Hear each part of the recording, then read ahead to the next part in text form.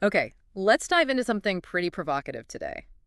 Elon Musk's critique of the MBA, the Master of Business Administration degree. Right. And Musk, I mean, everyone knows him, founder of Tesla, SpaceX, Neuralink.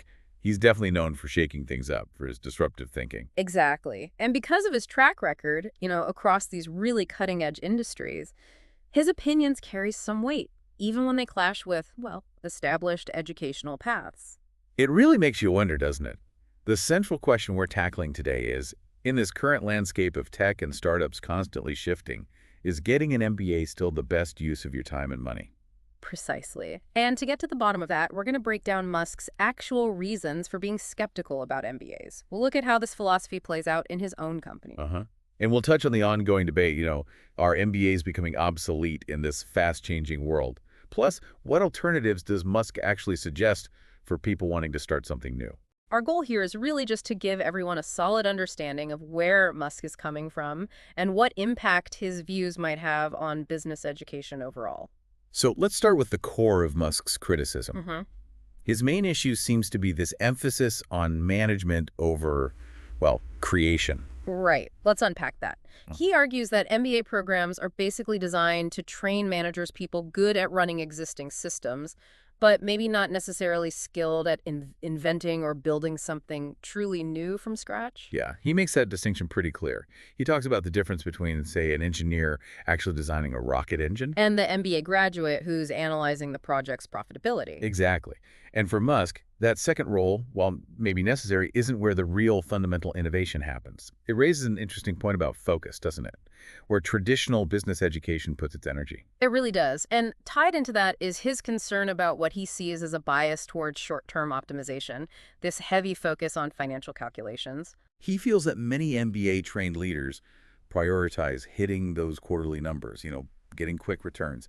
And that can come at the expense of investing in really ambitious, long-term, visionary projects.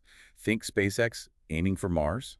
That pressure for quarterly results is immense in the corporate world, isn't it? Absolutely.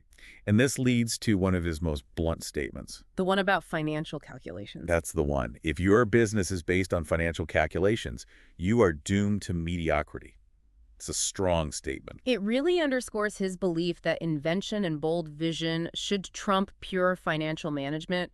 It makes you think, can that obsession with numbers sometimes just kill creativity? And another critical piece of his argument is the perceived lack of technical skills among many MBA grads. Ah, right. The engineering background point. Exactly. In his view, to lead companies tackling complex tech challenges, you absolutely need a deep understanding of the underlying engineering or science. He values leaders who can actually get hands-on with the technical problems. Do you think that lack of technical familiarity could genuinely be a roadblock in highly specialized industries? I think that's his argument. Right. And you see this reflected directly in who he promotes and hires, right, in his own companies. Yeah, look at Tesla. It's pretty clear that a lot of their leadership comes from engineering and science backgrounds, not necessarily from the big-name business schools like Harvard or Stanford. It points to a definite preference for technically grounded leadership. Precisely. And when you look at the specific cases, his companies, this philosophy is really obvious in practice. Tesla's engineering focus is a prime example. The teams, the management structure, it leans heavily towards technical expertise over traditional business training. What does that signal for other tech companies looking for leaders? Well, it suggests a different model, perhaps. And you see a similar pattern at SpaceX. They're hiring physicists, aeronautical engineers, people with deep scientific and technical knowledge of aerospace, not primarily project managers with a purely administrative background. It highlights that deep domain knowledge is paramount for the company's mission. Even with the Twitter acquisition, now X, we saw a move in this direction, didn't we? Yeah, the letting go of some traditional execs and promoting a more technical approach within the company, it really signals his preference for leaders who deeply understand the technology itself. What message do you think that sends? It definitely reinforces his core belief, which brings us back to that big question. Are MBAs actually becoming obsolete? There's a real debate here. On one side, you have arguments supporting Musk's view. People point to hugely successful, innovative companies like Google, Apple, Amazon, all founded by people without formal MBA degrees. Right, and there's this growing emphasis on needing problem solvers, people who can tackle complex issues practically, rather than just relying on theory or, PowerPoint presentations. Do you see that pragmatic approach gaining ground? I think there's definitely a trend towards valuing practical skills. But then you have the other side of the coin. The arguments for the continued relevance of the MBA. Exactly. Especially in more traditional sectors. Think banking, consulting. The training in management, strategy, finance provided by an MBA is still seen as incredibly valuable and relevant there. It underlines that certain core business skills probably aren't going away. Plus, it's important to acknowledge that MBA programs themselves have been evolving quite a bit. That's true. Many have added courses on entrepreneurship, tech innovation, managing disruption. They're trying to respond to these market demands, aren't they?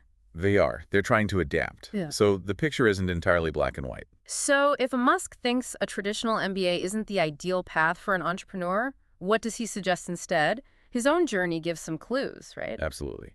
His primary recommendation is learning by doing, experiential learning. Like with Zip2 and PayPal. Exactly. He started his first companies through direct experimentation, solving real problems. For him, actually doing a project is far more effective training than just studying theory in a classroom. How essential do you feel that practical experience is? It seems pretty crucial, especially for starting something new. He also emphasizes the importance of a strong foundation in STEM fields, doesn't he? Yes, science, technology, engineering, and math. Musk believes understanding the fundamentals in these areas is essential for deep innovation and developing disruptive tech solutions. It highlights that growing link between technical knowledge and successful company creation. And finally, he stresses the value of practical mentorship. So learning directly from innovators. Right. He advises seeking out guidance from people who've actually proven they can innovate and build successful companies, rather than relying solely on academic knowledge. What value do you place on learning from experienced mentors in the field? I think it can be invaluable. Okay, so wrapping up this deep dive, we've looked at Elon Musk's critique of the MBA, the reasons behind it, how it plays out in his companies, and the ongoing debate about the degree's relevance. And we've also touched on the alternative paths he suggests for aspiring entrepreneurs learning by doing, focusing on STEM, seeking practical mentorship. Hopefully this has been insightful. Musk's stance really pushes us to rethink how we're preparing the next generation of business leaders, especially with technology advancing so rapidly. His critique suggests that maybe technical skills, creativity, and the willingness to take risks could be more valuable assets today than just traditional management training. It's a fundamental question for the future of business education. But as we discussed, it's unlikely MBAs will just disappear entirely. They'll probably still be useful in certain areas. But they clearly need to keep evolving, right? Integrating more focus on real innovation, maybe less bureaucracy. What specific changes do you think are most needed? That's a big question. Perhaps more hands-on projects, more integration with engineering and science departments. Could be. I think the main takeaway from Musk's perspective is this.